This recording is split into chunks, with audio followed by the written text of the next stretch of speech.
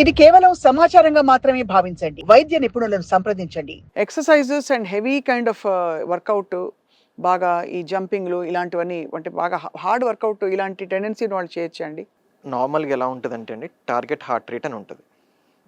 ఎవరైనా 220 minus age is a target heart rate. Example, ఒక మనిషి 40 ఇయర్స్ అతనున్నాడు. 220 మైనస్ 40 ఈజ్ ఈక్వల్ టు 180. యూజువల్‌గా ఏంటంటే ఈ 220 మైనస్ 40 ఈజ్ 180 కాబట్టి మనం ఏదైనా యాక్టివిటీ చేసినప్పుడు మన హార్ట్ రేట్ 180 దాటద్దు. ఎవరైనా కానీ టీఎంటీ టెస్ట్ చేసేటప్పుడు కూడా అక్కడ ఒక మనిషి కూర్చొని సూపర్వైజ్ చేస్తుంటాడు. ఆ హార్ట్ రేట్ రీచ్ అయిందంటే ఇంక మీరు కామ్ డౌన్ అవ్వండి అని చెప్తారు. సో టార్గెట్ హార్ట్ రేట్ని దాటకుండా వర్క్ ఎప్పుడైతే టార్గెట్ హార్ట్ రేట్ దాటిపోయి ఎప్పుడైతే చేస్తారో, ఇప్పుడు 60 ఇయర్స్ మనిషి ఉన్నాడు, 220 మైనస్ 60 అంటే 160 దాటింది అనుకున్నా ఏదైనా యాక్టివిటీ చేసేటప్పుడు, ఆయన కొంచెం పంపింగ్ యాక్టివిటీ సరిపోదు.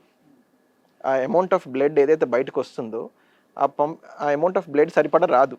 అప్పుడు ఇట్ విల్ బీ ప్రాబ్లం. అది. సో, అయితే మరి న్యాచురల్లీ అంటే ఇవన్నీ అవగాహనతో ఎవరికి వారు నియంత్రించుకొని డిసైడ్ చేసుకోవాలి. చాలా చాలా రేర్‌గా జరుగుతాయి అట్లాంటియన్నీ. అట్లాంటివి. అంటే ఈ మధ్య మనకి అంటే చాలా కేసెస్ చూస్తున్నాం. మనకి హీరో విశాల్ సంగతి మీరు చూసుంటారు. Yes, గమనించుంటారు. ఆయనకి ఆరోగ్యం సరిగ్గా లేదు. టెంపరరీ మొన్న కూడా కళ్ళు తిరిగి పడిపోయినట్టు చెప్పారు. సో, వన్ వండర్స్ అంటే హెల్తీగా ఉండే అడల్ట్స్‌లో ఏమవుతుందని. అంటే ఇంకా విశాల్‌ది స్పెషల్ సిట్యుయేషన్. యాక్చువల్‌గా కంప్లీట్ డీటెయిల్స్ నాకు తెలీదు.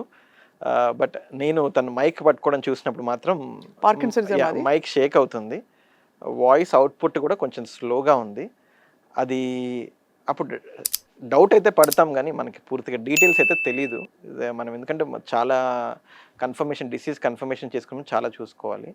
బట్ నేను గమనించిందైతే చెయ్యి వణుకైతే చూశాను. చేయి వణుకు, కళ్ళు కూడా అంత ఫోకస్డ్‌గా లేవు. అతను తరచూ అతనికి 2, 3 సార్లు ఇలాగా ఆరోగ్యం ఈవెంట్స్‌లో జరగడం చూసాం. బట్ ఏదైనా మనం పార్కిన్సన్స్ పేషెంట్ చూస్తాం కదా, వాళ్ళకి యూజువల్‌గా 8 to 10 ఇయర్స్ వరకు దే లీడ్ దేర్ లైఫ్.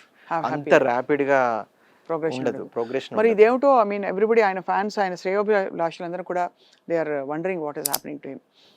అంటే ఒక యంగ్ హెల్దీ అడల్ట్‌కి ఇలా జరగచ్చంటే మనం స్ట్రెస్ వల్ల కానీ, మన లైఫ్ స్టైల్ వల్ల కానీ ఏం జరుగుతుందో అందులో ఇది నరాల వ్యవస్థ అనంగానే అందరూ కొంచెం కంగారు పడతారు. ఎవరు జోలికి వెళ్ళరు. ఇవి చూస్తుంటామండి సాధారణంగా. మీరన్నారు కదా, ఇప్పుడు విశాల్ గారి గురించి పక్కన పెడతాము. సాధారణంగా చిన్న వయసులో కూడా మా దగ్గరికి నిజంగా వణుకుతో వచ్చేవాళ్ళు. సాధారణ వణుకు కూడా ఉంటుంది, పార్కిన్సన్స్ కూడా ఉంటుంది. నార్మల్ సాధారణ వణుకు అంటే కంగారు పడితే వచ్చేస్తుంది, ఎవరైనా గట్టిగా అరిచేస్తే వచ్చేస్తుంది. అది చూస్తాం, థైరాయిడ్ ప్రాబ్లం ఉందా క్లియర్ చేసుకుంటాము, ఇంకా వేరేది ఫ్యామిలీ హిస్టరీ ఉందా చూసుకుంటాం, అలా కూడా ఉంటుంది. వాళ్ళకి పబ్లిక్ అపియరెన్స్లో కొంచెం ఇంకెక్కువ అవుతుంది. చూస్తే స్టేజ్ పైన వాయిస్ షేక్ అవుతుంది కూడా మాట్లాడుతూ ఉంటే. ఇది ఎసెన్షియల్ ట్రెమర్ అంటారు. ఇవన్నీ లక్షణాలు ఏం కనిపించకుండా ఇంకా వేరే మనిషి కూడా స్లో అయిపోతున్నాడు, అలాంటి వాళ్ళకి మనం పార్కిన్సన్ సస్పెక్ట్ చేస్తాం.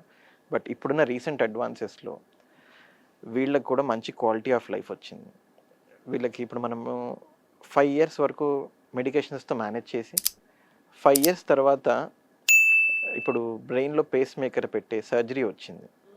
దాన్ని డీప్ బ్రెయిన్ స్టిమ్యులేషన్, షార్ట్గా దీన్ని DBS అంటారు. దీనివల్ల వాళ్ళ లాంజివిటీ చాలా పెరిగింది. ఓహో. వాళ్ళ క్వాలిటీ ఆఫ్ లైఫ్ పెరిగింది. బేసిక్గా ఒక 45-40 ఇయర్స్ లోపు ఎవరికైనా పార్కిన్సన్స్ వచ్చిందంటే కనుక ఇన్ఎవిటబుల్లీ they required this. But first 4 to 5 years వాళ్ళైతే మెడికేషన్తో మేనేజ్ చేసుకొని ఒకనొక పాయింట్ ఆఫ్ టైంలో వాళ్ళకి ఇది అవసరం పడుతుంది.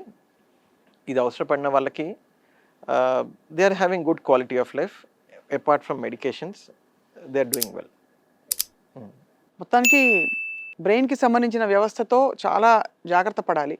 అంటే మనం ప్రత్యేకంగా చేయగలిగింది ఏం లేదు కానీ, మనం ఆరోగ్యకరమైన జీవనశైలిలో, లైఫ్ స్టైల్‌లో ఉంటే ఆటోమేటికలీ బ్రెయిన్‌కి వచ్చేవి కూడా అలా రేర్‌గా వస్తాయి కాబట్టి, వచ్చినప్పుడు మాత్రం దెబ్బ కొడుతుంది కాబట్టి చాలా జాగ్రత్త పడాలి. మనం చేయగలిగిందంటే స్లీప్, డైట్, ఎక్సర్సైజేనండి. మన ఫోకస్ మెయిన్గా దానిపైన పెట్టుకోవాలి. ఒక proper 7 to 8 hours of sleep per day, ఒక మంచి హెల్దీ డైట్, ఇంకోటి డైలీ 30 minutes ఆఫ్ ఎక్సర్సైజ్. ఒక మనిషి ఈరోజు 30 minutes ఆఫ్ ఎక్సర్సైజ్ చేయగలిగిన మనిషి రేపు పొద్దున్న లేచి కూడా చేయగలుగుతున్నాడు అంటే కనుక అదొక పాజిటివ్ ఫీడ్బ్యాక్, ఐఎమ్ హెల్దీ అని. అది నేను హెల్దీగానే ఉన్నాననే ఫీలింగ్ వచ్చేస్తుంది వాళ్ళకి ఏదైనా చిన్న చితక ఏమైనా సిమ్టమ్స్ వచ్చినా కానీ నెక్స్ట్ రోజు మార్నింగ్ లేచి మళ్ళీ ఏదైనా ఈ ఎక్సర్సైజ్ ఇవన్నీ చేస్తే they feel that they are confident, okay I feel I'm fine. So వీటి వల్ల ఒక మంచి నిద్ర, ఒక మంచి healthy diet with good amount of exercise 30 minutes per day or at least 150 minutes per week, అంటే 5 days per week చేసినా కూడా they will have a good quality of life. వాళ్ళకు ఒక పాజిటివ్ ఫీడ్బ్యాక్ ఉంటుంది దట్ ఐఎమ్ హెల్దీ అని చెప్పేసి.